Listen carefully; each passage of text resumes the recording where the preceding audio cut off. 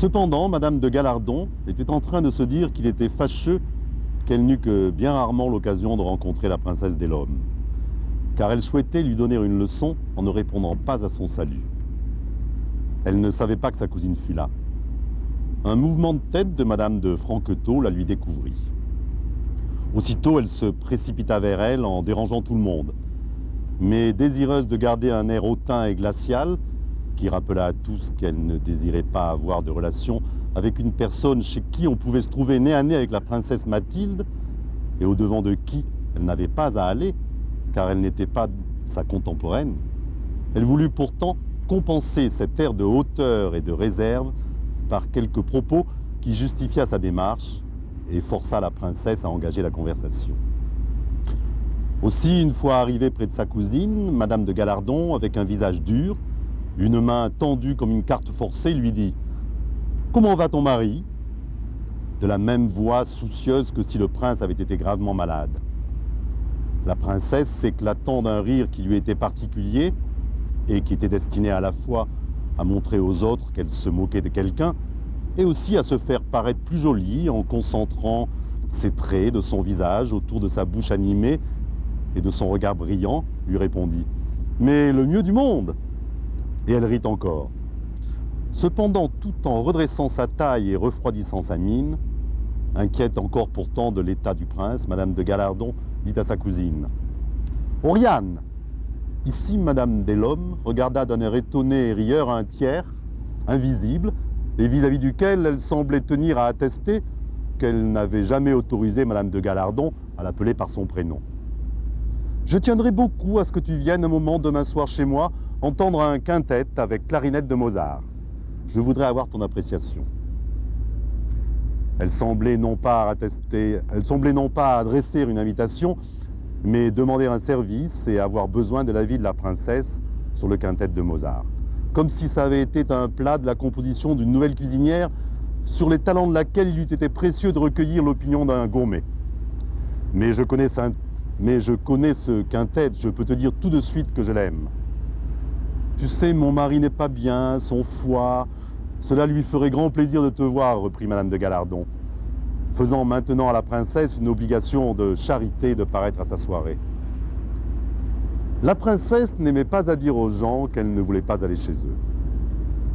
Tous les jours, elle écrivait son regret d'avoir été privée par une visite inopinée de sa belle-mère, par une invitation de son beau-frère, par l'opéra, par une partie de campagne, d'une soirée à laquelle elle n'aurait jamais songé à se rendre.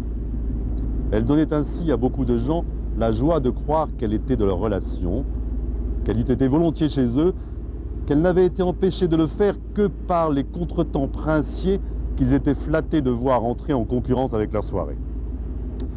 Puis, faisant partie de cette spirituelle coterie déguermante, où survivait quelque chose de l'esprit alerte, dépouillé de lieux communs et de sentiments convenus, qui descend de Mérimée et a trouvé son expression dans le théâtre de Meillac et de Halévy, elle l'adaptait même aux rapports sociaux, le transposait jusque dans sa politesse, qui s'efforçait d'être positive, précise, de se rapprocher de l'humble vérité. Elle ne développait pas longtemps à une maîtresse de maison l'expression du désir qu'elle avait d'aller à sa soirée. Elle trouvait plus aimable de lui exposer quelques petits faits d'où dépendrait qu'il fût ou non possible de s'y rendre. « Écoute, je vais te dire, dit-elle à Madame de Gallardon, il faut demain soir que j'aille chez une amie qui m'a demandé mon jour depuis longtemps. Si elle nous amène au théâtre, il n'y aura pas, avec la meilleure volonté, possibilité que j'aille chez toi. Mais si nous restons chez elle, comme je sais que nous serons seuls, je pourrai la quitter. Tiens, tu as vu ton ami Monsieur Swann? Mais non, cet amour de Charles. Je ne savais pas qu'il fût là. Je vais tâcher qu'il me voie. C'est drôle qu'il aille même chez la mère Sainte-Verte, dit Madame de Gallardon. Oh, je sais qu'il est intelligent, ajouta-t-elle, en voulant dire par là intrigant. Mais cela ne fait rien. Un juif chez la sœur et la belle-sœur de 2 archevêques. J'avoue à ma honte que je n'en suis pas choqué, dit la princesse des Lômes. Je sais, il est converti, et même déjà ses parents et ses grands-parents. Mais on dit que les convertis restent plus attachés à leur religion que les autres, que c'est une frime. Est-ce vrai? Je suis sans lumière à ce sujet. Le pianiste, qui avait à jouer 2 morceaux de Chopin, après avoir terminé le prélude, avait attaqué aussitôt une polonaise. Mais depuis que Madame de Gallardon avait signalé à sa cousine la présence de Swann, Chopin ressuscité aurait pu venir jouer lui-même toutes ses œuvres sans que Madame Delhomme pût y faire attention.